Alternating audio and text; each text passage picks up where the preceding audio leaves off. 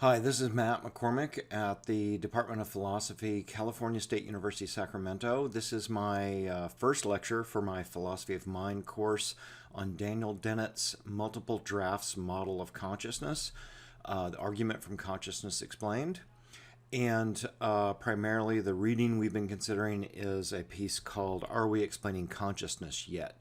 My goal here is because Dennett's talking to and connecting a lot of dots and a lot of complicated background in philosophy of mind, is I want to put this into some context, explain some background stuff, make some connections, bring it out so that it makes more sense to some of us who haven't sort of been steeped heavily in the literature. So you'll recall that we've gone through these arguments, some of them pretty compelling, primarily from David Chalmers in our class, about the hard problem of consciousness. And we've got lots of people in neuroscience, cognitive science, philosophy of mind, even psychology these days talking about the hard problem of consciousness. Well, Dennett's not buying it. He thinks there's a serious hard problem. So you will recall that the hard problem, as Chalmers put it, is, and this is the slide from on the right, there is my slide from that discussion, is that look, the easy problem is solving the neurochemical, neurobiological, behavioral questions about how is it that brains produce the behaviors that they do. So those are all physical phenomena that we can examine and we can correlate and we can determine, how brains work, how nervous systems work, and how that produces behavior. That, goes the joke, is the easy problem. But the hard problem is how do we figure out that, or how do we how is it or why is it that neurobiological or chemical processes feel like something when you're them? So you'll recall this picture I used to explain Chalmers's position. Here's this person sitting on a deck looking out at the ocean and sees the blue of the ocean and the green of the trees and has these subjective phenomenal qualia or qualitative states. So what Dennett's going to do here is call out a couple of implicit assumptions in that approach. That approach is what drove this anti-materialist, anti-reductionist, dualist, or at least mental monist positions from Chalmers' side. Dennett's going to draw those assumptions out and then explain and disassemble them and explain why they don't make any sense, and it's going to undercut the hard problem. So on Dennett's view, the hard problem is a sort of an illusion that's based, is generated by some implicit but mistaken assumptions that are buried in a theoretical position. So the implicit assumption in this picture, for instance, and in this statement of the hard problem is that there's a subject, a self, a viewer for the scene. There's someone sitting in the deck chair having those qualia or having those qualitative states. And the other implicit assumption here is there's a sort of stage or theater of consciousness where qualia are presented for a subject to apprehend. So the idea, the implicit sort of assumption behind the hard problem is that there's trees out there, there's the ocean out there, and then in here, in my conscious experience, there are qualia. There's green representations, green feels, or blue feels, or the feel of the breeze, or whatever else, whatever other sorts of qualitative states the subject is having there. So Dennett's going to argue against these assumptions. Hence, the hard problem is actually an illusory problem. So what he's going to do is undercut this notion of the self as viewer and this internal stage, and going to unpack what the mistakes are there. Okay, so it's a mistake to look for a me or some unified self in the brain. Dennett spends quite a bit of time talking about this in both those pieces I referred to. And one of the ways he talks about this, the term he coined for this mistake, is he calls it a Cartesian theater, as if there is a little self inside who's looking at a theater where the experiences from the outside are brought inside and observed or viewed. So theorists who are still in the grip of a Cartesian mythology about a central stage-like processing location for consciousness and the self have insisted to no avail on finding some neural correlates that will line up cleanly with the continuous singular unified state of awareness that feels like me. That's a mistake to go looking for that self, which is the audience in the theater. Furthermore, there's a mistake here in this notion of this implicit assumption about the Cartesian theater.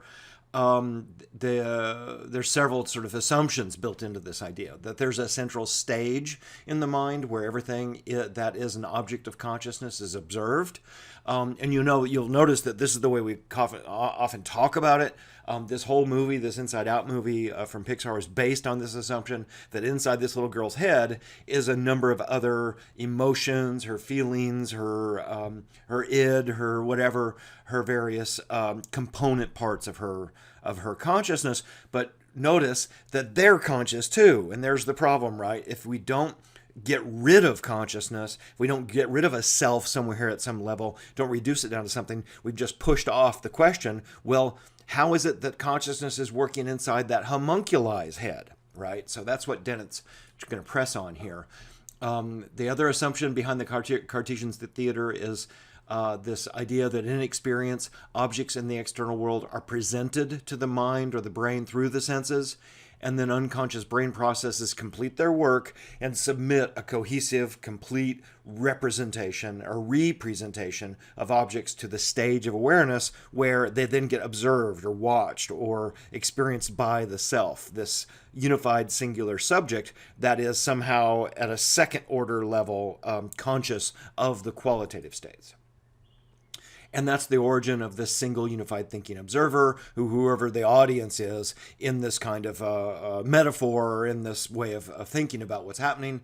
And in this Cartesian theater assumption, the self itself can be put on stage or subjected to scrutiny too. It's an abiding, identical over time, unified, atomic, existing substance. And Descartes was quite explicit about this. It's the I and the I think, therefore I am. Okay, so you'll remember Cartesian dualism. Cartesian dualism adopts the prior view of the theater and holds that the central stage of consciousness is routed through the material brain and the pineal gland at the center of the brain to an immaterial mind or soul. And we've seen how problematic that is. And for nearly 400 years now, philosophers have rejected Cartesian dualism because of this very stipulation, that you've got an immaterial substance, the soul, which doesn't inhabit space, and it's interacting with a spatial physical body, the body, and the question is, well, how and where do they interact if you've got a non-spatial thing that's connecting to a spatial thing? There's all kinds of puzzles about how that unfolds. Hence, you get people like Dennett who are reductionists or materialists who just decide that there's not dual materials, there's not dual substances, there's one substance, just matter. Okay, so Cartesian materialism then is another term that Dennett has coined, and it's the view you have when you discard Cartesian dualism. You're not a substance dualist anymore, but you fail to discard the imagery of a central theater where it all comes together. So he thinks that there's still some implicit assumptions that are forming or framing the way we talk about these problems. Even though we've officially gotten rid of Cartesian dualism, we're still talking as if implicitly in some ways it's still true, and then that's generating these philosophical puzzles that lead Dennett to reject it. So the idea then more explicitly, and he's tracked down several important contemporary philosophers of mind who've made this explicit more clear in their work, and that's get us down into the weeds. We don't need to go into some of those arguments, but their assumption seems to be that there is a crucial finish line or boundary somewhere in the brain marking a place where the order of arrival equals the order of presentation and experience, because what happens there is what you are conscious of. There's a mistake here. The mistake is thinking that there's a singular final version of inner experience, a movie or narrative or stream that is the consciousness that you're going through. Okay, so there's a lot going on here. There's the theater assumption, which is this idea that there's a kind of inner stage, and then there's this claim that the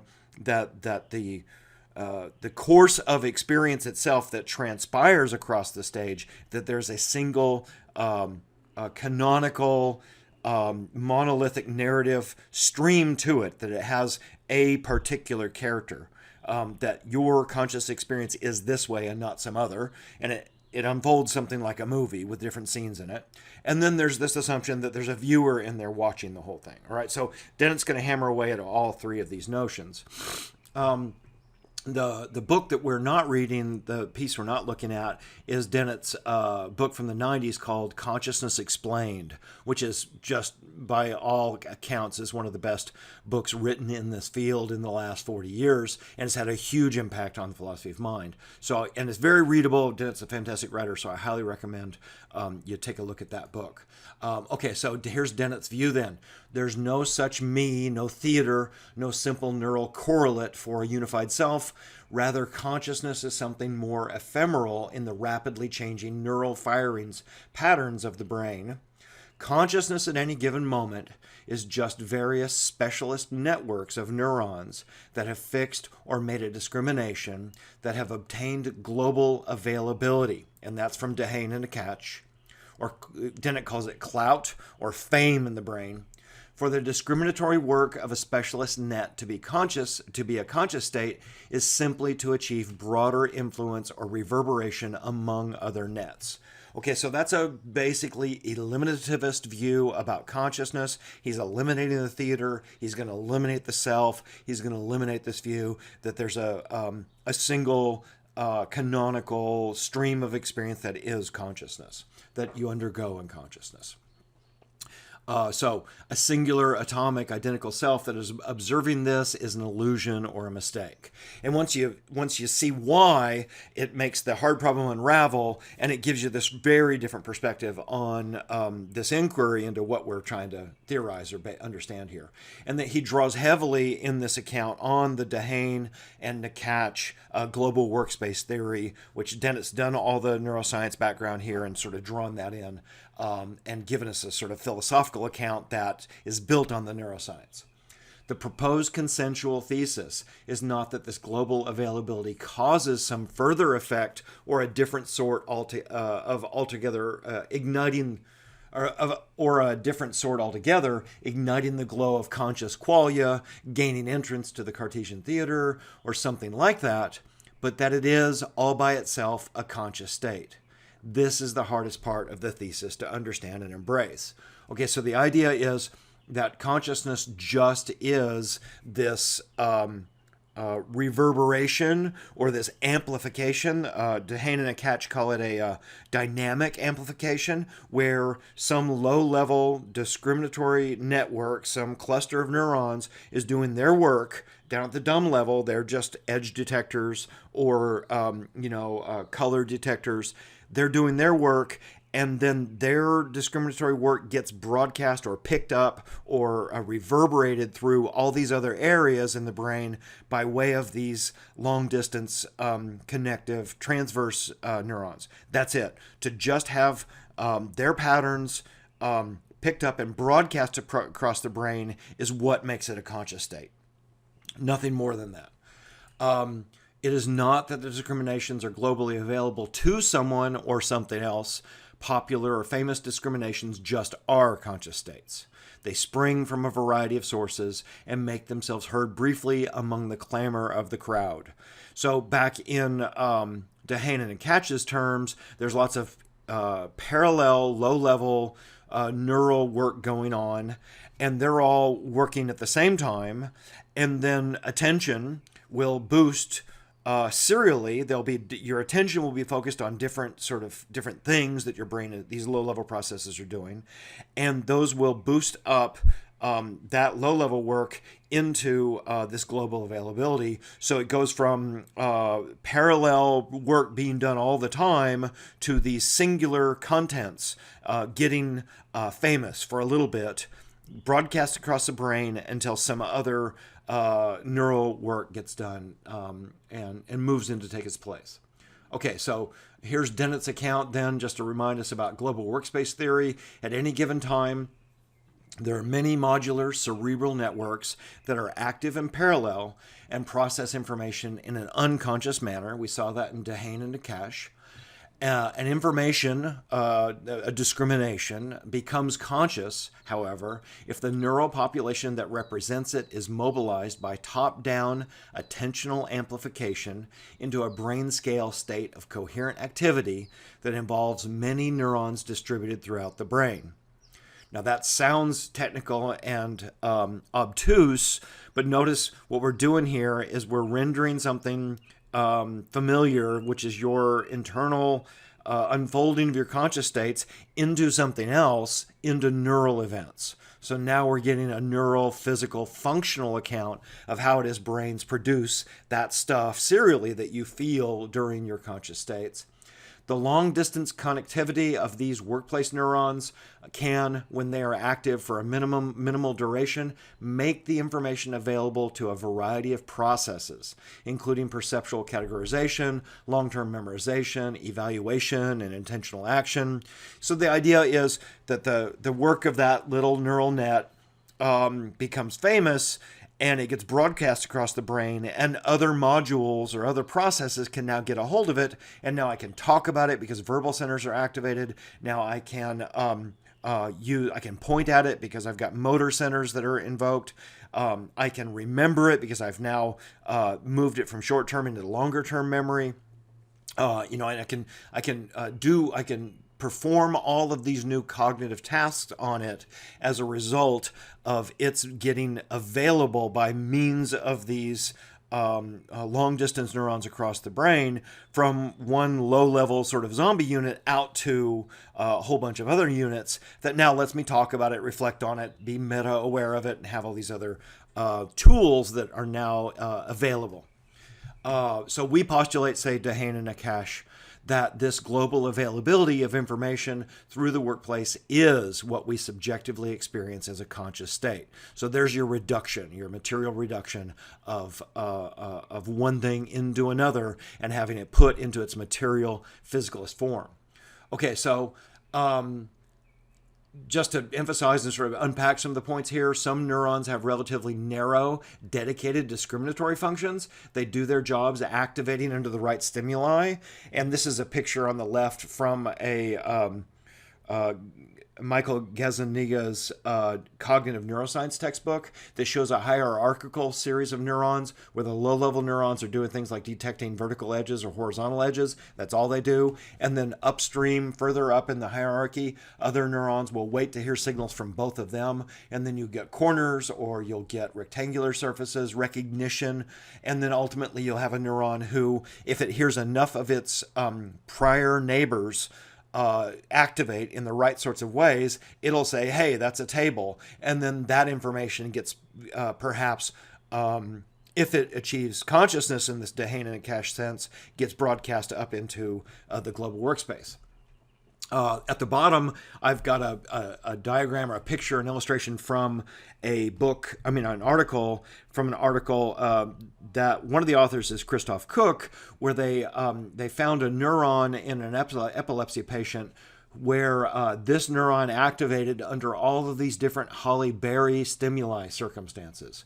So you can see at the bottom the neuron's activation spike, and at the top is the stimulus. So they had these sensors in this patient's brain, and they found a neuron that when you showed this patient all of these very different pictures of Halle Berry, including a line drawing of Halle Berry in costumes, of the words Halle Berry, that neuron would activate. So it's a relatively high-level neuron that's waiting for a bunch of low-level processing to happen, and that were this person to furthermore then devote their attention to the thing that they're observing, the picture they're looking at, or watching Halle Berry at the Oscars, and they say, hey, that's Halle Berry. That's someone who it's moved from being an unconscious recognition where this neuron is spiking from the prior narrow, low-level neurons that are doing their work. And then this neuron and their activity is then getting picked up and broadcast across the brain for other modules to go to work on. Sometimes their contents are picked up and broadcast to a multitude of other unconscious cognitive processes. So the discriminatory work of that local process becomes global in terms of widespread access and use by other cognitive machinery, but that's it. That's all that consciousness is just this movement up into global availability. The boosting from local to global availability can be driven either bottom up or top down. And what they mean by that, for example, a bottom up capture would be at a crowded party with 40 people who are talking at once. You hear your name out of all the clamor and you look to see who's talking about you. There's some very low level neurons that were actually processing a lot of that noise coming from the party, and you've got some neurons that are very sensitive to the mentions of your name, and somehow your name jumps out of all the noise in the background, and that leaps into attention. Like you turn your head and look to see, hey, who's talking about me, right? So that's bottom-up capture of attention, where it's now moved into the global workspace and becomes something you're attending to or thinking about more focused. Alternately, there's top-down capture, and that's where you've got some other executive functions or some other goal modules or planning modules that are trying to get some work done. Maybe you're trying to get your calculus homework done before you can watch Game of Thrones, so you repeatedly direct your attention back to the next problem on the page. I want to be careful here, though, because that top-down description can sound like it's smuggling in a homunculus, a subject that's at the center, or a subject that's the director who's making these things happen. And that's a metaphor here, but it's not literal. It doesn't work that way. We'll talk about that in a second in Dennett. He'll address it more directly. Okay, so building on Dehane and Akach, Dennett says, consciousness then it should be understood as something more like fame or clout than like a movie or a theater. So he's going to replace the metaphor here.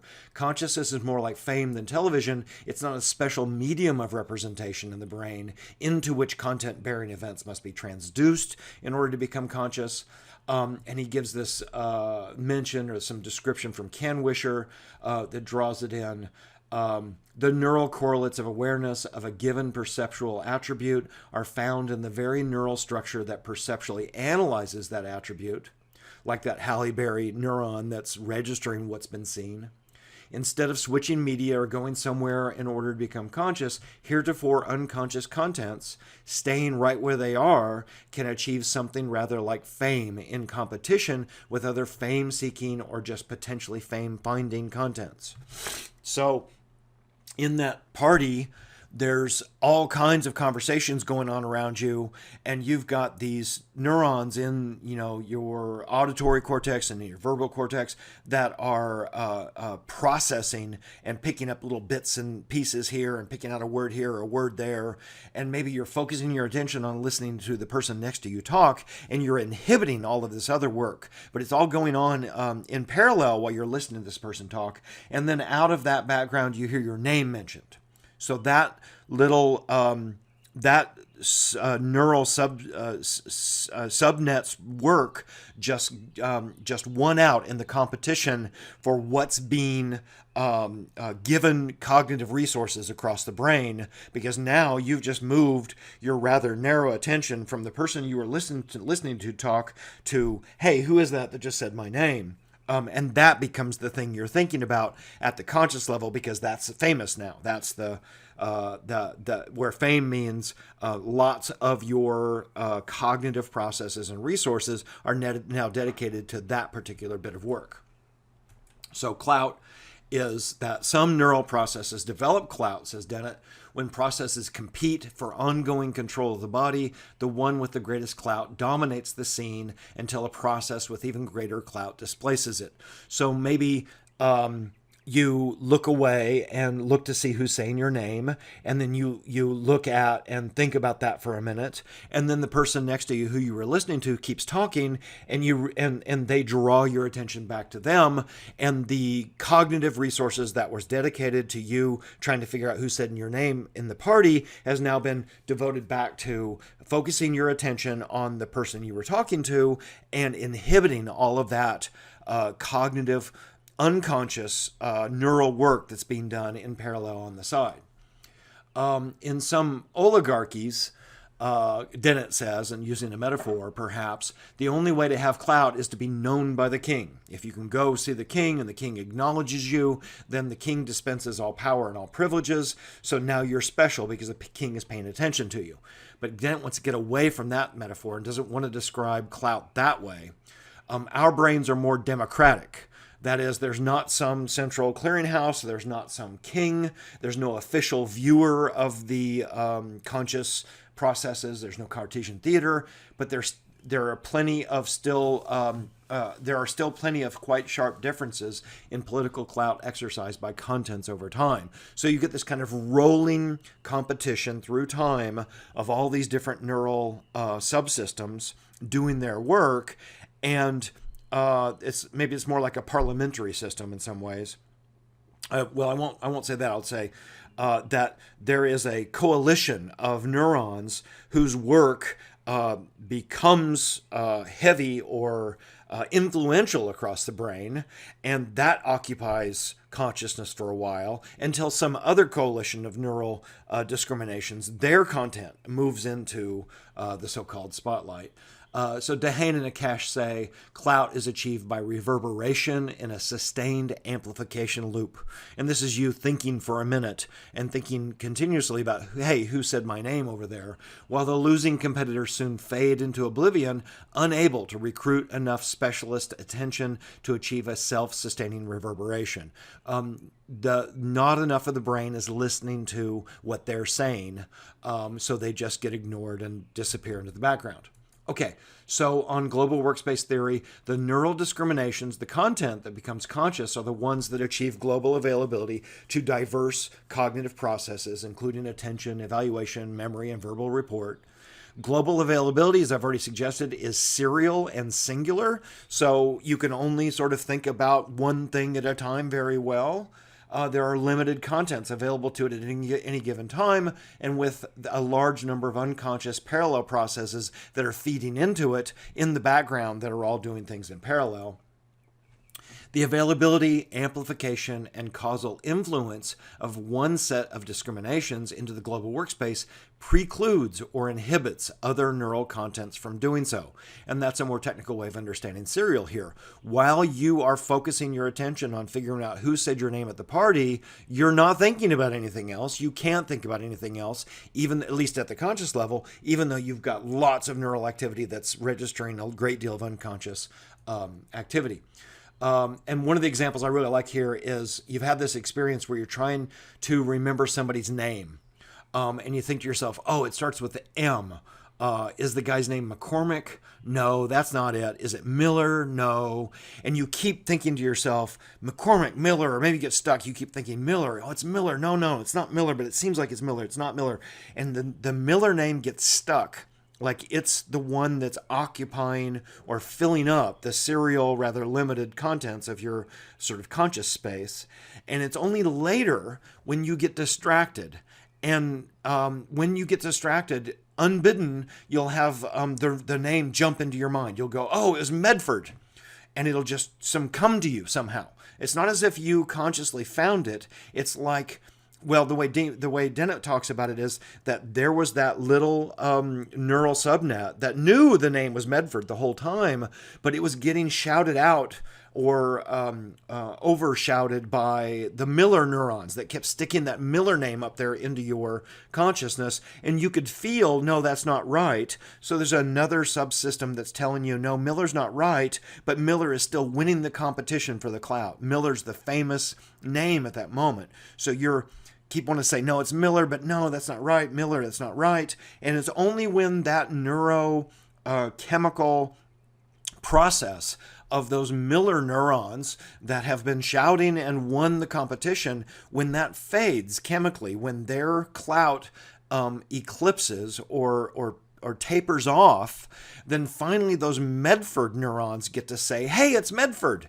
And by opening up consciousness, because it's serial and there's only so much you can fit in there at a time, they get to move into the spotlight and they get to have their moment. So, knowing that now about yourself, you can actually use this, right? There's very many cases where you're trying to solve a problem, or you're trying to remember a name, or you're trying to get something done, and you know that your brain's working on it, even if you're not sort of conscious of what's happening. And there's a way here you can kind of facilitate letting some of those unconscious zombie units, these low-level demons, as Dennett calls them, letting them do their work and then letting them kind of deliver their products up into your awareness. And you'll think of it in the middle of the night when you're sleeping, or you'll remember it later when you're distracted. If you know that about how your consciousness works, you can actually exploit it. Dennett talks about that a lot more in Consciousness Explained. Okay, so here's a new point now. We want to talk about the self and the narrative of the self and consciousness. Dennett's got something here he calls the multiple draft model of consciousness. Okay, so this is building on Dehaene and Nakash. Localized discriminations are not precursors of representations of the discriminated content for consideration by a more central discriminator. Okay, we've made that point. The objective temporal properties of discriminatory states may be determined, but they do not determine temporal properties of subjective experience. Now, that's a complicated and tricky idea. It's the idea that, look, the temporal order in which stimuli come into the system and then discriminations get made is not the temporal order in which they become contents in subjective experience. So there's a weird sort of time travel that happens here sometimes, where something that actually that arrived in the cognitive system before gets recognized or becomes conscious after some other content. So there's weird inversions, and Dennett explores this in more detail in his book. I'm not going to chase it down much more here. The stream, then, of consciousness is not a single definitive narrative. It's a parallel stream of conflicting and continuously revised contents, no one narrative thread of which can be singled out as canonical as the true version of conscious experience. So the idea here is that we've got these parallel processes all going on all the time, and there's this churn back and forth about which ones become famous, which ones achieve clout, and there's this shifting back and forth, and there's not a single answer here about, well, what was conscious experience? Partly because as I probe or test or check at different points, I'll get different answers. And also because there's no central headquarters where it all comes together for the perusal of the self. So we've got to get away from this inside-out metaphor on the left and start realizing more what's happening is that there's this sort of ongoing revision and adjusting of cognitive resources that are dedicated more to this, more to that. But it's more like there's this unfolding mob of workers that are doing, or demons, as Dennett puts it, doing their work, and there's this sort of churn and shifting of allegiances or alliances of different groups of these demons doing competing for influence across this huge democratic organization. Okay. So there are multiple channels in which specialist circuits try in parallel pandemoniums to do their various things, creating multiple drafts as they go. There's no culmination of brain processes that results in consciousness. Discriminations once made do not go into another comprehensive representation where those discriminations must be made again. That's the problem when you get the homunculi and the theater in there. Feature detections only have to be made once, and then they achieve some clout or they don't. All discriminations of different features of sensory data occur at different levels or different places in the stream. Hence, there's no stage where it unfolds at once. And here's a diagram showing how some feature detections get made in the visual consciousness. That you've got low-level V1 cortex neurons that are picking up edges and lines. V2 neurons then can put shapes together. V4 neurons can put together objects, and then IT region in the visual cortex can do faces, and that's it. There's not like there's not a place where it gets completed.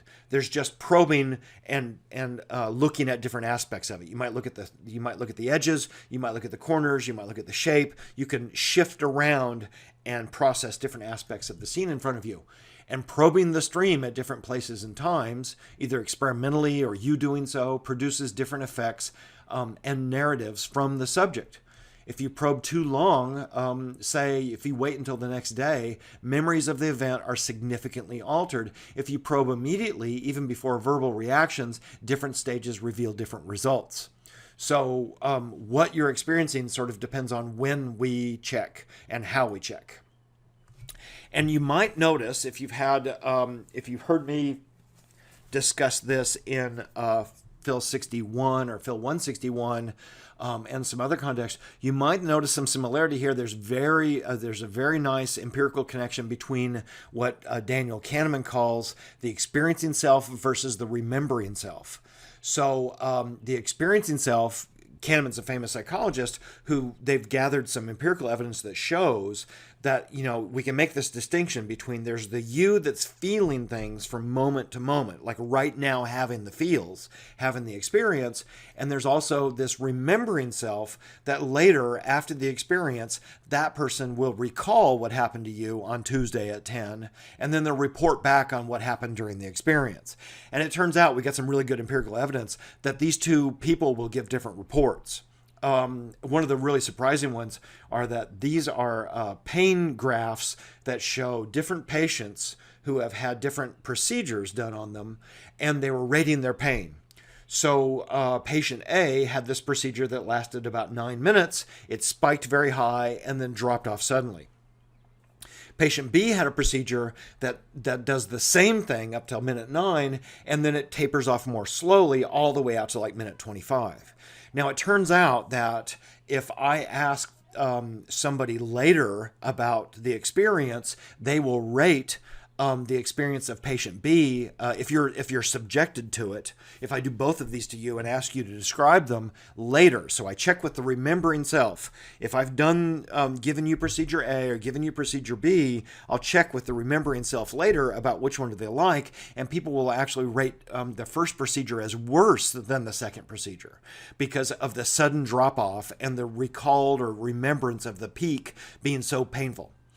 Whereas the people who have the second procedure remember a tapering and a relief and things getting better, even though objectively speaking, their experience was twice as painful or more because they had just more pain for more time. But the remembering self won't acknowledge that. Only the experiencing self could notice that. The remembering self just remembers a tapering and tells a very different story about it. So you get these conflicts about, who should I check with about which procedure should I perform on you? Or maybe put it this way. If that was somebody you loved and it was your choice to pick either procedure A or procedure B, which one of those would you give to them? Now, you might be tempted to give them patient A's procedure, but it turns out that if we ask them to evaluate those two procedures, they think that patient B's procedure is a better procedure, that it feels better, or they remember it better. So we're asking, well, then who are we working for? The person who you are living in the moment with, or the person you recall later? Now, this turns out to fit very nicely with Dennett's notion of multiple drafts of a self and multiple drafts of objects, right? That different cognitive processes get invoked depending on when we probe the system, and they will tell different accounts of what it's going through. So different selves at different times reporting different experiences. So to emphasize again, on Dennett's view with Dehaene and Nakash backing him up, consciousness just is clout. It's not something over and above heavy neural traffic. Dennett's an eliminativist about consciousness of a sort, and he's an eliminativist about the self. Consciousness, like fame, is not an intrinsic property. It's not even, and not even just a dispositional property. It's not like there's some special thing going on in there that has that feature. So where's the subject? Where's the mind? Well, Dennett says, your body is made up of some trillions of cells. Each one of them is utterly ignorant of all the things that you know. At the you level, there's lots of things you know that you're made up out of dumb parts that themselves don't know anything like that. If we are to explain the conscious subject, one way or another, the transition from clueless cells to knowing organizations of cells must be made without any magic ingredients. And this is where Dennett's protesting against property dualist, substance dualist, or anti-reductionist accounts. This is Dennett defending the reductionist materialist approach. This requirement presents theorists with what some see as a nasty dilemma. If you propose a theory of the knowing subject that describes whatever it describes as like the workings of a vacant automated factory, which is what we've sort of done, we've rendered consciousness down into dumb neurons just firing in patterns, without a subject in sight, you will seem to many observers to have changed the subject or missed the point, because they'll go, but wait, where's the qualia? Where's the subject? Where's the self that's having consciousness? Where that was exactly the thing you were trying to explain away. On the other hand, if your theory still has tasks for a subject to perform, like in the inside-out metaphor, still has a need for the subject as a witness inside the theater, then although you can be falsely comforted by the sense that there is still somebody at home in the brain, you have actually postponed the task of explaining what needs explaining, says Dennett. This is when you get into the infinite homuncular regress, right? Okay, so back to Chalmers then. Problem, if we break the self down into simpler dumb parts or systems that themselves are not conscious in this robust sense, then it seems like our theory has missed something.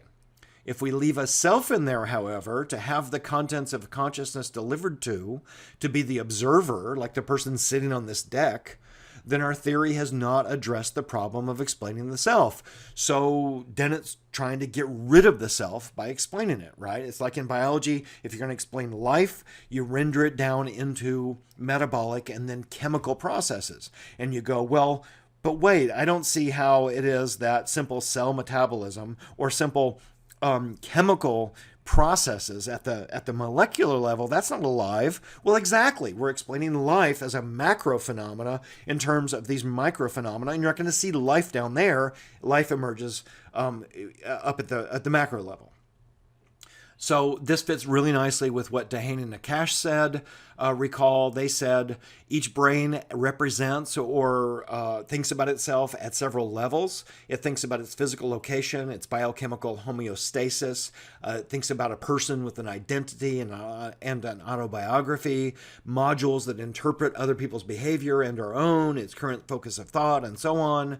Bringing these modules into the conscious workspace, they said, the global workspace, accounts for the subjective sense of self. So now instead of you thinking about an orange or you thinking about an object out there in the world, you're thinking about yourself as an object, and you're thinking about some aspect like that, like what's my physical location, or what are the events that I've gone through today, and you're thinking about yourself by way of these cognitive processes using the same tools or neural mechanisms that you use to think about other objects. Once that's in the global workspace, the activity of these circuits would be available for inspection by many other processes, thus providing reflexive or higher order consciousness, is the way they put it. Okay, so here's where we are with Dennett now. Dennett has rejected the Cartesian Theater or the Cartesian Materialist position. It's the mistake of portraying the mind as having another mind in it. The hard problem is actually an illusory problem generated by smuggling a conscious self into the mind to observe the theater of qualia. And then we've got these two irreducible things now.